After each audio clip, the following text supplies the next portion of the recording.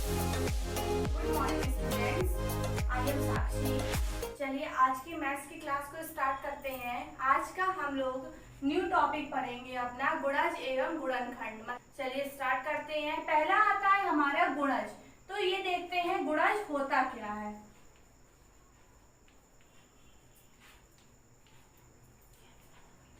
किसी एक संख्या को किसी दूसरी संख्या से गुणा करने पर प्राप्त होने वाला जो गुणनफल होता है वो उस संख्या का गुणज कहलाता है।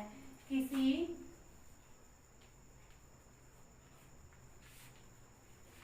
एक संख्या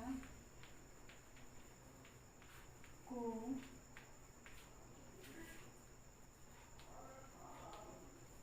दूसरी संख्या से गुणा करने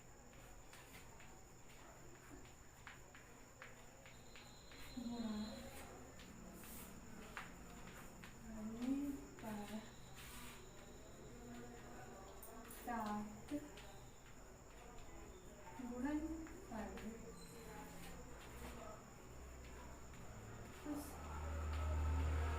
उस संख्या का गुणज कहलाता है। अब किसी एक संख्या को किसी दूसरी संख्या से गुणा करने पर प्राप्त गुणनफल उस संख्या का गुणज कहलाता है। अब हम लोग इसकी विशेषताएं देखते हैं। पहली विशेषता इसकी होती है कि कोई भी संख्या स्वयं का गुणज होती है। कैसे होती है? जैसे 12 का मल्टीप्लाई हमने 1 में किया तो क्या आ गया? 12 आ गया। नेक्स्ट पॉइंट हमारा आएगा इसमें 1 जो होता है वो सभी संख्याओं का गुणज होता है। कैसे होता है? जैसे 1 का मल्टीप्लाई 4 का मल्टीप्लाई हमने 1 में किया तो हमारा क्या आ गया? 4 आ गया। थर्ड पॉइंट हमारा आता है जो शून्य होता है मतलब कि 0, तो 0 का मल्टीप्लाई किसी भी संख्या में करने पर हमारा 0 ही आता है। जैसे कि 10 का मल्टीप्लाई हम 0 में करेंगे तो हमारा क्या आएगा? 0 आएगा। अब हम लोग अपनी एक्सरसाइज की ओर बढ़ेंगे। चलिए हम अपनी नई एक्सरसाइज देखेंगे। एक्सरसाइज 5.1 क्वेश्चन नंबर 1, निम्नलिखित के पहले 5 गुणज लिखिए। तो चलिए स्टार्ट करते हैं। पहला है क्वेश्चन हमारा 9 के हमें पहले 5 गुणज लिखते हैं। तो 9 मल्टीप्लाई 1 बराबर 9, 9 multiply 2 is equal to 18, 9 multiply 3 is equal to 27, 9 multiply 4 is equal to 36, 9 multiply 5 45। तो जब हम आंसर लिखेंगे तो लिखेंगे 9 के गुणज यानी कि हमारे क्या मल्टीपल्स 9, 18, 27, 36 और 45 हैं। एक तरह से सीधी बात जाने इसमें तो ये होती है कि जो ये हमारे गुणज होते हैं एक तरह से हम लोग इसमें टेबल लिखते हैं। तो देखिए हमने टेबल ही तो लिखा है। 9 1 जा 9, 9 2 जा 18, 9 3 जा 27, 9 4 जा 36, 9 5 जा 45। तो चलिए अब हम अपना सेकंड सम देखते हैं। सेकंड सम में हमारा है 10।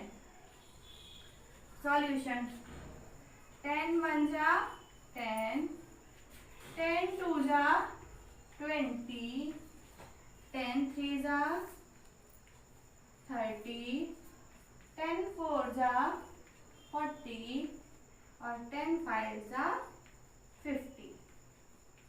अब ये हमारे क्या है? एक तरह से टेबल है 10 का। देखिए 10 1 जा 10, 10 2 जा 20, 10 3 जा 30, 10 4 जा 40, 10 5 जा 50। तो जब हम आंसर लिखेंगे तो लिखेंगे 10 के गुणज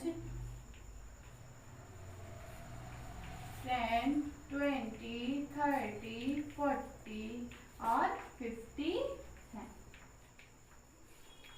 अब हम देखिए हमारी बुक्स में इसी तरह के और भी सम्स लगे हुए हैं, तो इसी के बेसिस पे उनको भी सॉल्व करेंगे। अब हम अपना क्वेश्चन 2 देखेंगे। चलिए हम अपना सेकंड सम देखते हैं। क्या पहली संख्या दूसरी संख्या का गुणज है? ये हम कैसे पता लगाएंगे?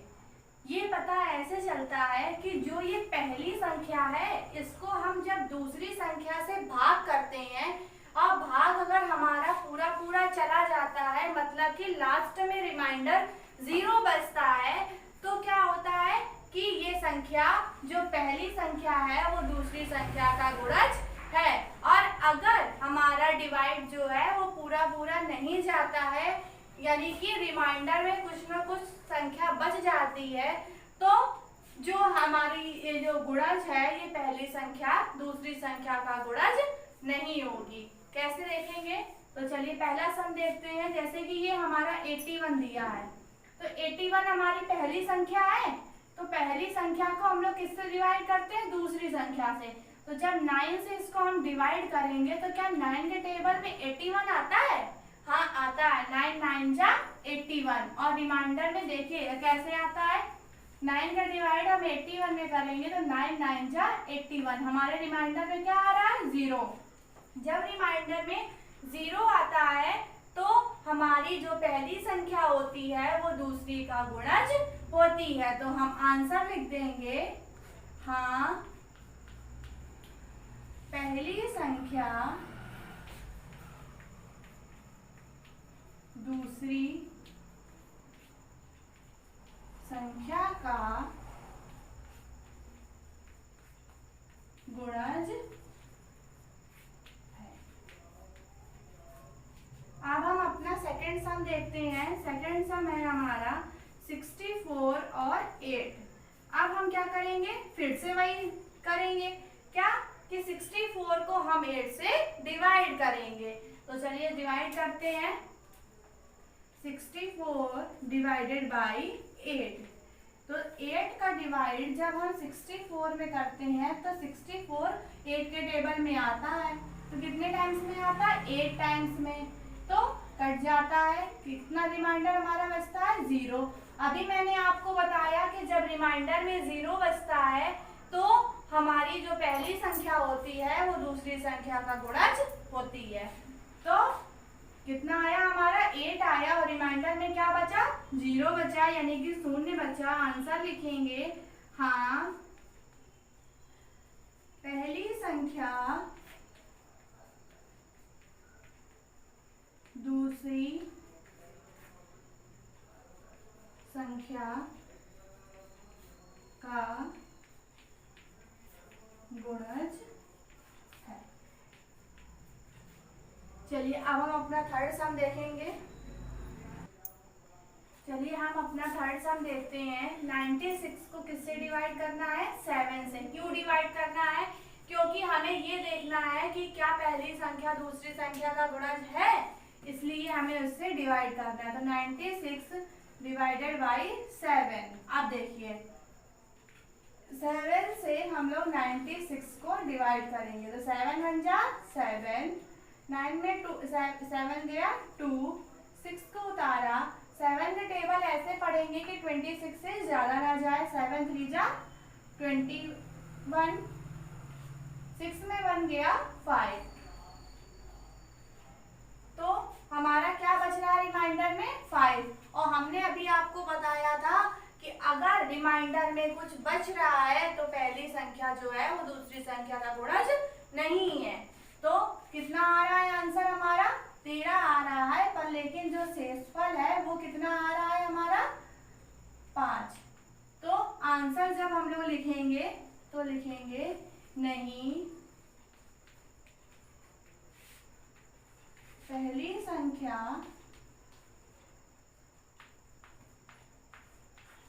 दूसरी